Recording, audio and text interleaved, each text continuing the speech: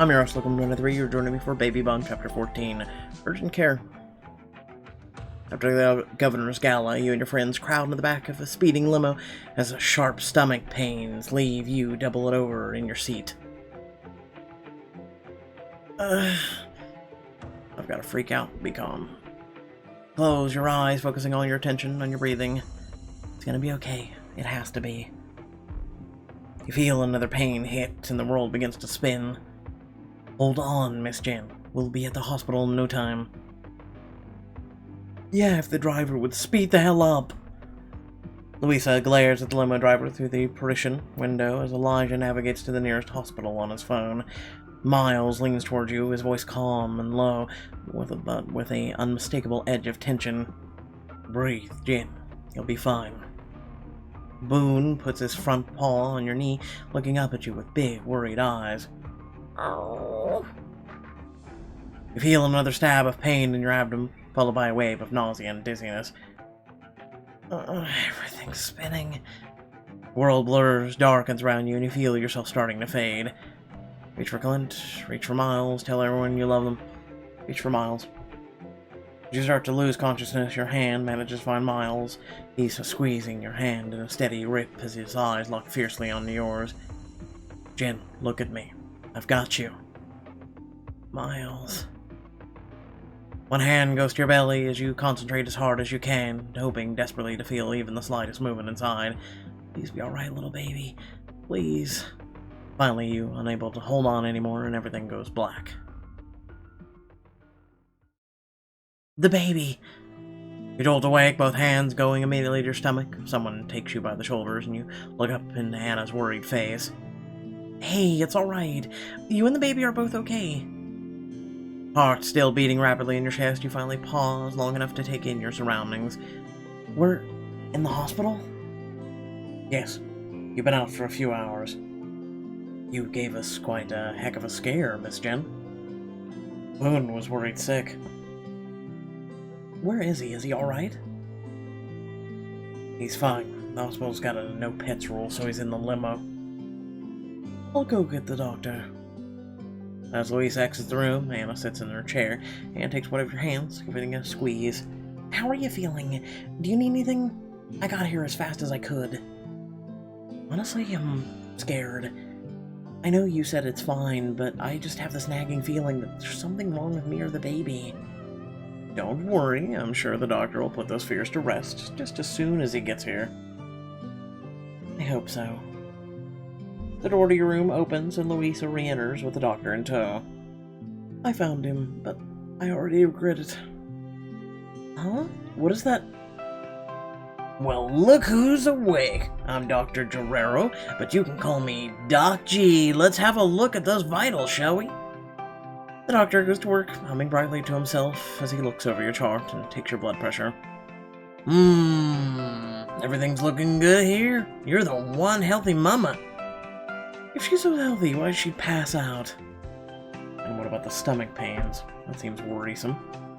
Doctor lets out a long sigh. Honestly, we're not sure exactly what happened. The fact is, pregnancy does kooky things to your body sometimes. You absolutely did the right thing by coming in, though. Always better be cautious, am I right? Oh, nothing's wrong? Well, the baby and your heart rates were maybe a teensy bit worrying, elevated when you were brought in. Have you been under a lot of stress? Stress? Someone's trying to ruin my life. This woman has made it her personal mission to destroy everything I care about and run me out of town. I didn't even do anything to her. It's all out of pure jealousy and spite. Ooh, boy, sounds like a yes on the stress then. I suppose so, but it's nothing I can't handle. That's good. It's really important to manage your stress levels during a pregnancy. High blood pressure is no good for babies. We wouldn't want your little angel to come out too early or underweight, would we? Stress can do that? Yepers, it's a nasty beast. So I'd like to keep you here for another day or so just to be extra safe. If all's well, then we'll release you tomorrow evening. That long? But great. Now visiting hours are technically over, so it's time for your friends to mosey on home and let you get some rest. No way, we're not leaving Jen here alone. Agreed. Some of us should. Actually, if you recall, there was the matter we discussed earlier. Oh, right. Yeah, we gotta take care of that, huh? Huh? Take care of what? Nothing? I don't know what you're talking about. I guess I'll see you all tomorrow. First thing. I'll leave my crafting bag here in case you go stir crazy or just want something to do. As everyone else gathers up their things to leave, Anna continues to hold your hand, looking worried. Hey, are you gonna be alright? Maybe I can stay just for a few more minutes? Swallow, feeling the fear and doubt welling up inside of you. You cling to Anna's hand with both of yours, suddenly afraid of letting go. I mean, if you don't mind, it's already so late. Psst, who needs sleep when my baby sister needs me? Have a heart-to-heart with Anna to talk about your worries and let her cheer you up with like only a good sister can.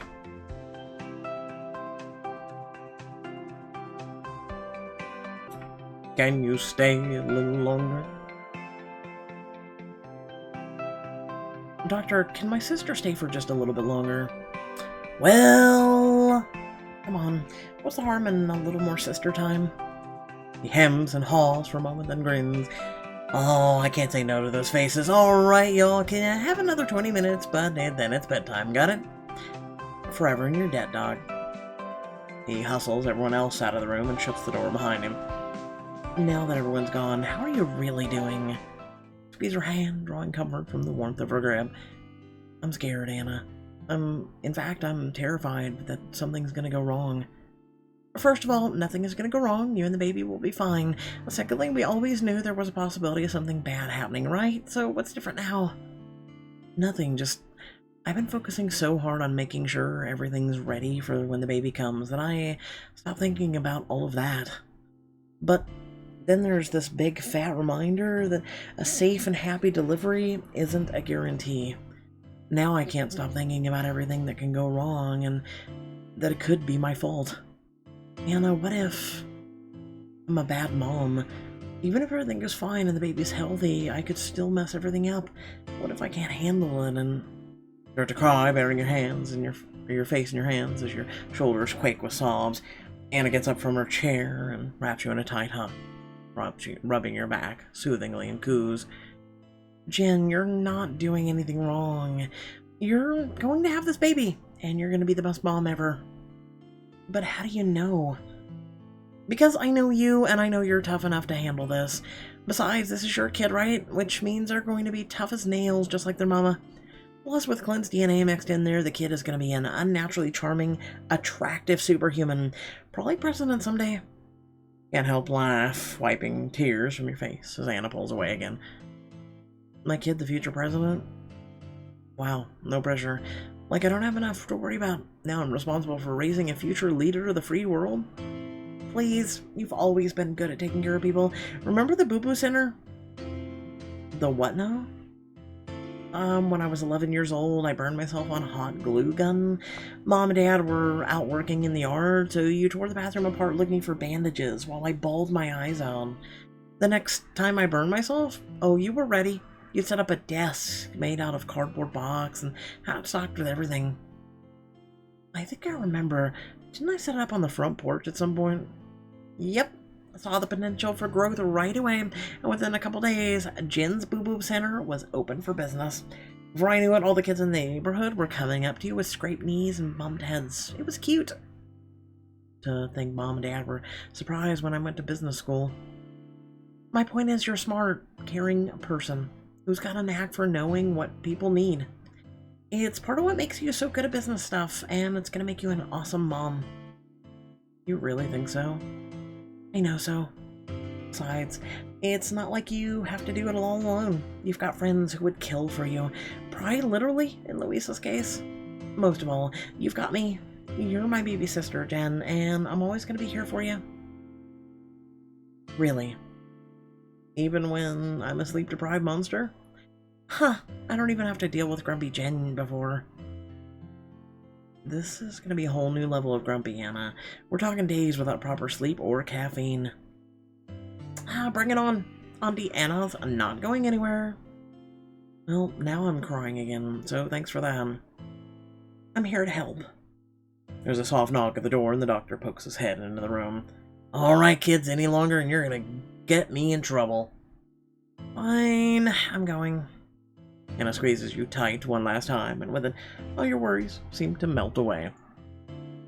You get some sleep. Love you. I love you too. See you in the morning. Anna gathers up her things and follows the doctor out of the room. Alone, you get comfortable in your hospital bed, one hand gently resting against your stomach. I'm so glad you're okay, little baby. Good night. Slowly, you drift off to sleep, lulled into the sleep by a gentle beeping of the machines all around. The next morning, your buzzing phone on the bedside table nudges you awake. You groggily crack your eyes open. What time is it? You fumble around on the tabletop until you find the ringing phone, then lift it to your ear. Hello? Morning, Jen. How are you? Selma, I'm, fine. I'm doing fine. Glad to hear it. Listen, I was just calling up to see how preparations were going for the big 4th of July hootenanny. Everything's perfect. Planning's going so smoothly. No snags, hiccups, no surprise hospital visits. Nope, nothing's wrong. How are you? Can't complain. Most exciting thing happening around here is my gardener's feud with the man-killed possum. Well, I'll let you get back to it. I've heard a lot about this event, and I'm looking forward to seeing what you can do. See y'all in a couple weeks. I'm sure you won't disappoint. Yeah, see ya.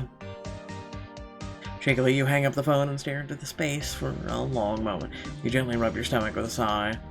At least you seem to be doing better, little one. The doctor said I need to manage my stress if I want to make sure you stay healthy, which is why I can't leave all of this until last moment. Quickly start dialing another number.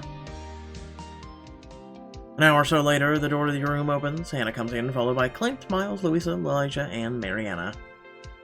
Good morning! We brought bagels and something comfy for you to... Hannah stops short as she catches sight of you. Bed littered with papers, phone held awkwardly between your ear and the shoulder as you struggle to tie an elaborate bow of fancy ribbon. Jen, what the hell are you doing? Aren't you supposed to be resting? Man's voice sounds from your phone speaker, speaking rapidly with champagne prices and delivery dates. Well? Focus on the phone. Sorry, did you say 10 cases on the 5th? No, we need 12 cases on the 4th. But the other person I talked to said... Jen! Mariami. Fumble the bow and your fingers become hopelessly tangled in the sparkly ribbon. Damn it. Drop your phone on your bed as you struggle to disentangle your hands, swearing under your breath. Louisa snatches your phone and walks out of the room. Hey, where are you? Jen, you need to focus on getting better. If you keep working yourself to the bone like this, then you're never going to leave this hospital. Elijah gives you a firm look. Hun, what's going on? You're freaking out. I am not. I just maybe got a call from Selma. She asked for preparations and how they were going for the big 4th of July event, and we've barely even started. And if I don't land this job, me and the baby are going to have even more problems and stomach pains. Jen, you can't be stressed out about all that right now. Do you remember what the doctor said? Anna? Trying not to stress is stressing me out. I know stress is bad. If I could just stop being stressed, I could have achieved nirvana by now. Instead, I'm being stressed about the fact that I'm so stressed. It's like a perpetual stress machine. You're right. Maybe that wasn't super helpful. Jen, we've got a few weeks to prep for the festival. You're in the hospital. Take the day off. I know I should, but I'm not in pain anymore and this event is so important. I need to impress Selma if I want to get my dream job. How am I supposed to do that without stressing? It just seems impossible. Mariana sits on the bed and gently pries the ribbon from your hands.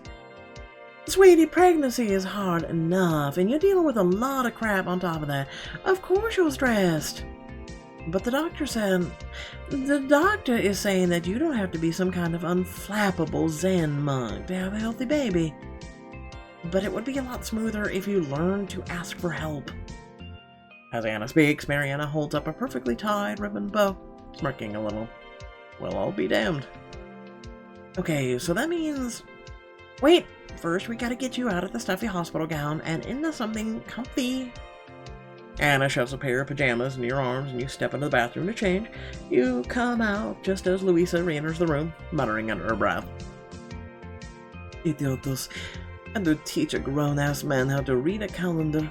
But you're all set for booze, and they throw in a free case of ginger ale. Thanks, Louise. I swear on the phone with him for an hour, and now we still need to cover... Miles leans over the bed and plucks a piece of paper from the bread spread. Dessert? I'll call Karen and Navia to confirm. I bet I could help with those little bows if you show me how. I've been told I'm pretty good with my hands. The table in the corner is perfect for crafting. So that's the food and decorations covered. We still need to figure out music. I don't suppose any of you are secretly an amazing DJ. I wish, but actually Officer Keith has a bluegrass band. I bet they'd love to play. I'm sorry, you're telling me that Officer Keith, the literal police chief from Footloose, has a band? They're really good, I swear. Are you sure you didn't get that distracted by how hot you find him? I would like his music, even if he wasn't a living work of art sculpted by the hands of Michelangelo himself. You look around at your friends busying themselves with making calls, planning menus, tying bows. Joyful warmth fills your chest. Sounds like we've got a plan. Let's do this thing. Around lunchtime, your doctor comes in to check on you. Oh, howdy do. How's our favorite patient it? He stops short, his smile somehow gets even bigger when he spots Marianne. Well, fry me in butter and call me a catfish, if it ain't little cousin Mare Bear.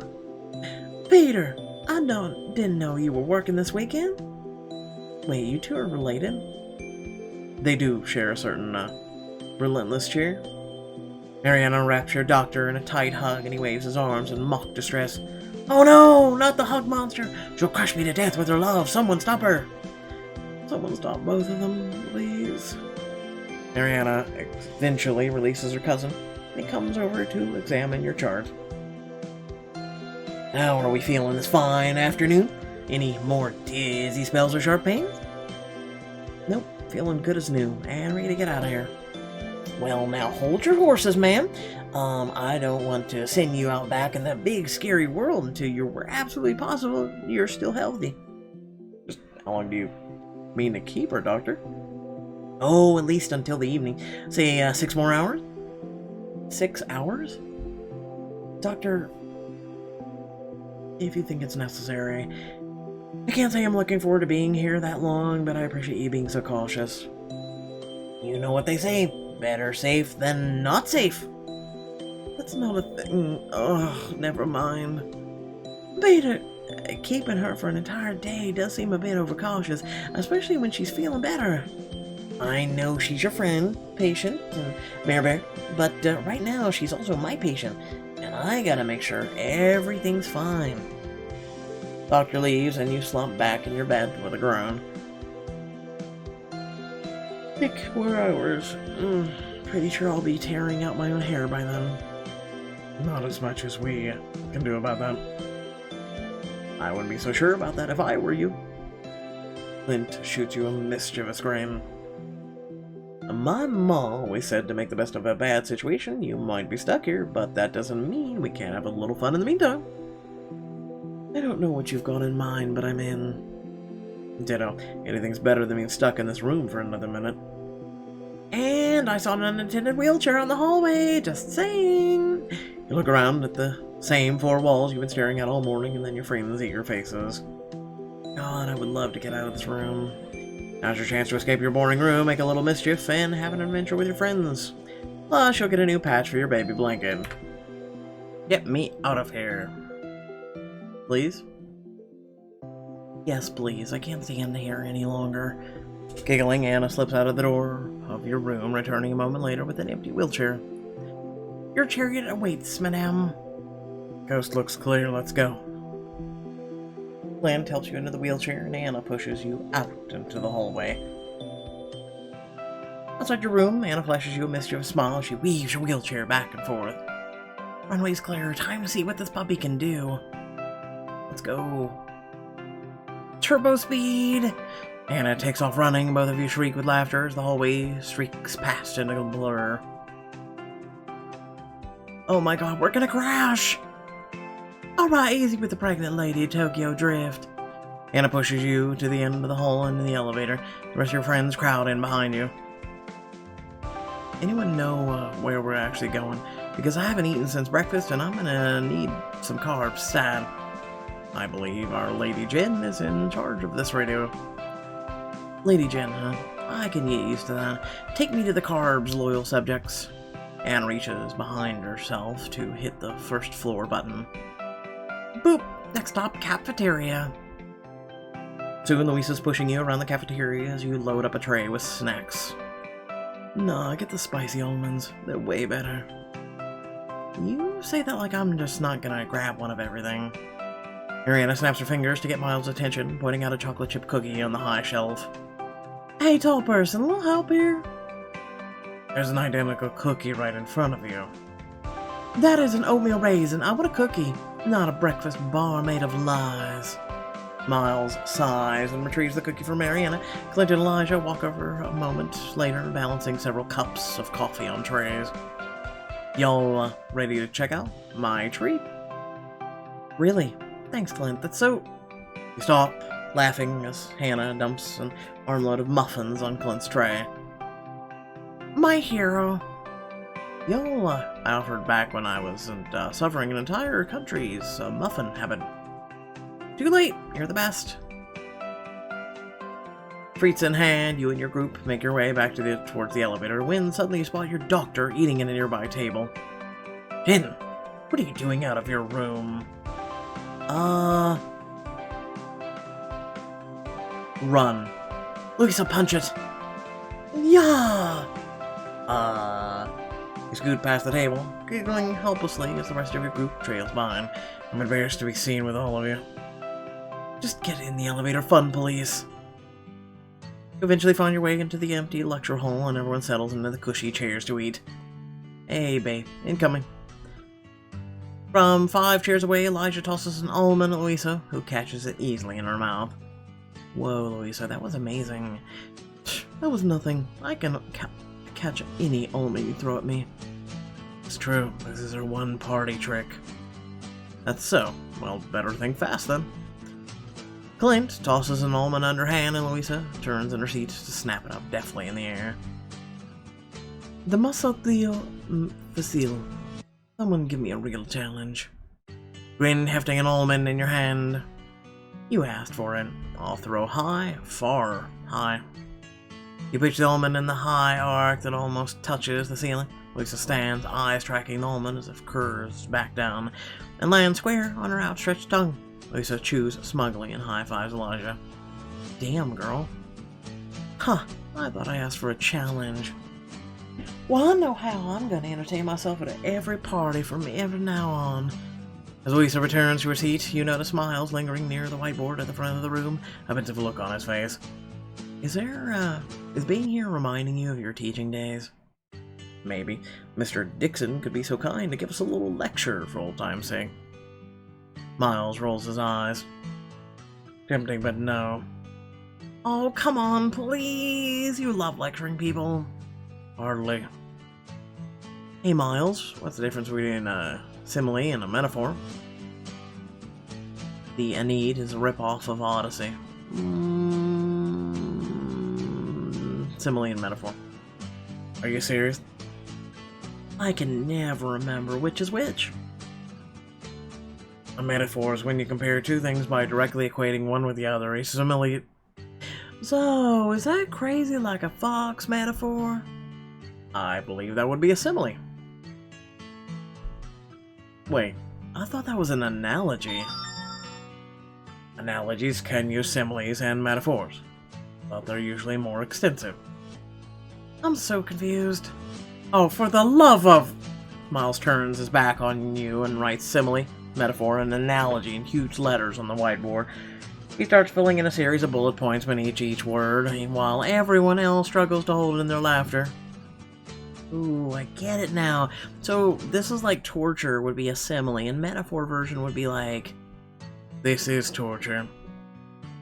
Just then, the door to the lecture hall swings open and a nurse walks through. She stops short when she sees you. Hey, you're not supposed to be in here. Whoops, busted. No, we're not. Run! Alright, this was fun while it lasted.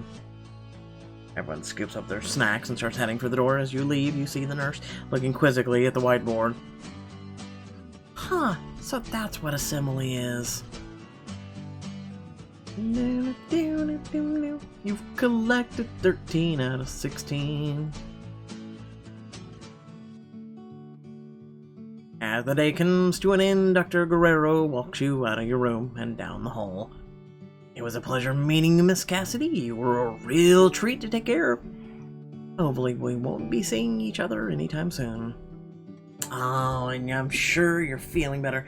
No more stabbing pains, your vision hasn't gone spotty. No problems whatsoever. Just like I told you 10 minutes ago. My daddy always said to triple check. But if anything like this happens again, just come back here and we'll check you out. It might be nothing but better safe. And remember what I told you about stress. Don't worry, Doc. It turns out I've got a pretty good support network to help me juggle it all. Aw, that's wonderful to hear. I love a happy ending. He pretends to wipe a tear from his eye before giving you a wave. You continue down the hall and meet up with the rest of your friends to head back home. Later that day, after finally being discharged from the hospital, you all head back to Anna's house. You stop by Thumper's cage on the way in, kneeling down to pet her on the head. Did you miss me, Thumper? Sorry I wasn't here last night. Don't worry, I'm all better now. Thumper nuzzles her nose affectionately against your hands. You stroke her soft fur. You turn back to the rest of your friends who have all gathered in the living room. Not that I dislike having an entourage, but you didn't have to escort me back here.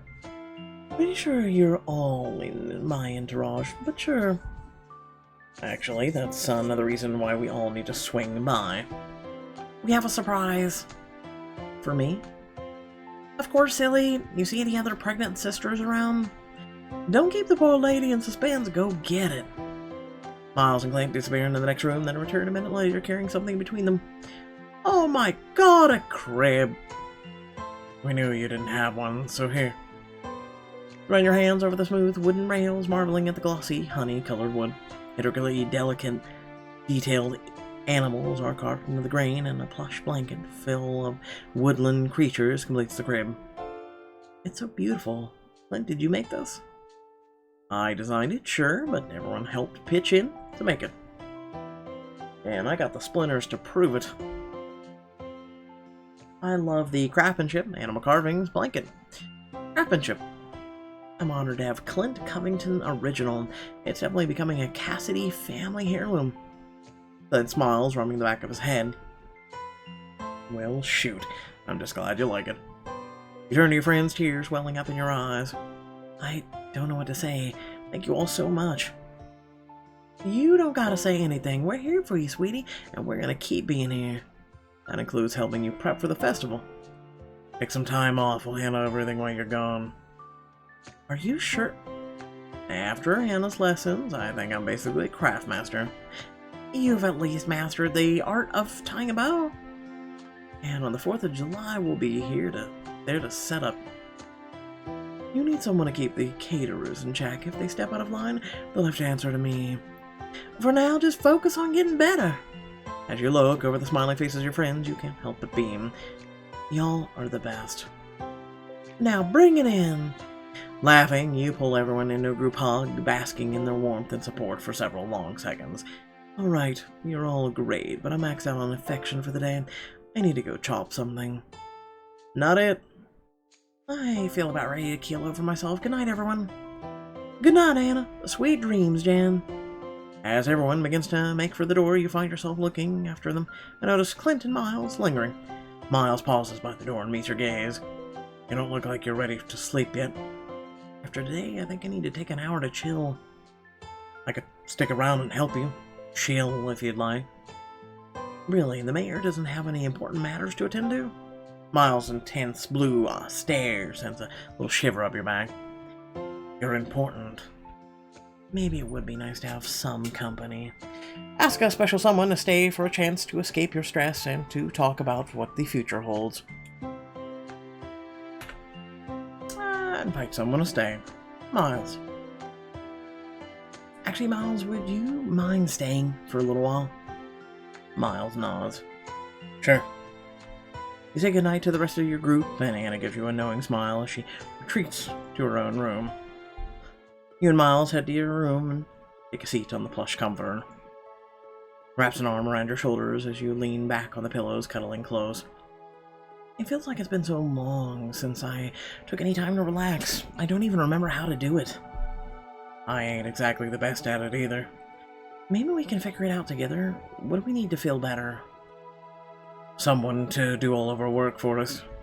You tuck your head beneath his chin as he chuckles, the sound reverberating through his chest. If only. Though knowing us, we'd probably micromanage them to death. I think what I really need is some optimism. I keep assuming everything is going to fall apart and go terribly. I want to be prepared for the worst, but that doesn't make me feel good. Miles places his hand on your shoulder. Or you could think about something productive. Like what? So you get this job. Then what? More kids? Buy a house? Get a dog? What's your plan A? Wow, I haven't played MASH since high school. You pause to ponder, Miles' chest rising and falling steadily beneath you. He cards his fingers through your hair, setting you at ease. I think I'd want to live in a cabin by the lake. Cozy little place with a dog where you can sit and look out the water. That sounds nice. Place your hand on your stomach and look up to find Miles watching you, eyes warm with affection. And I definitely want to have 2 kids. Sure, Anna and I drive each other crazy sometimes, but I don't know what I'd do without her. I want my kid to have someone like that. Same. My sister and I butt heads sometimes, but I'm glad to have her. My perfect life also needs a cat. I've always wanted a little kitty of my own, and now that I'm not in school, I don't get along with cats. Too standoffish. Oh, kind of like you. You snuggle into his side, and he strokes a hand down your back soothingly. And all on the weekends, we'd hike into the wilderness, go to the movies, play board games, hike. There's so much natural beauty out there. It'd be wonderful to share that with my family. Remind me to show you my favorite hike. Gorgeous views, nice lake, no other people for miles. What about you? What features are Miles Dixon's perfect life? Little place in the woods, 1 or 2 kids, couple of dogs. Your vision of the future matches with Miles. Sounds like we've got some common goals. That it does. You let out a long sigh and Miles pulls you closer. He absently nuzzles his nose against the side of your head. Hey, Miles. Thank you. For what? Distracting me. Damn, you saw through my scheme. You're not very subtle. I appreciate it, though. I know it's probably weird for you to think about this stuff. Miles shifts a little uncomfortably. You take his hand and give it a reassuring squeeze. It's not that weird. I don't mind. Good. I've been getting so caught up on here and now, but I think it's important to daydream about the future sometimes. Yeah, probably is. Look up in his face, and he looks down at you with a hint of a smile in his eyes.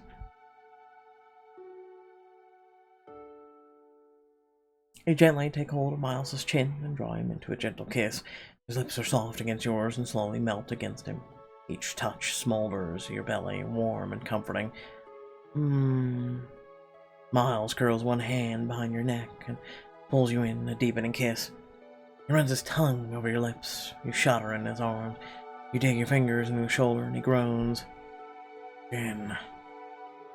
A long moment later, the two of you part. Miles stares deeply into your eyes. And I'm excited to be part of your future. You press a tender kiss to the corner of his mouth. That makes 2 of us. The 2 of you snuggle together for a while longer, your minds full of happy possibilities, as crickets sing gently outside your window. On the day of the 4th of July festival, you're getting ready for the morning while an anxious Anna hovers nearby, fussing over you. Are you absolutely positive you're ready to work the whole day? I'm sure Miles would understand if you needed a few hours. Anna, I love you, but if I have to spend another moment resting, I'm gonna put my head through a wall.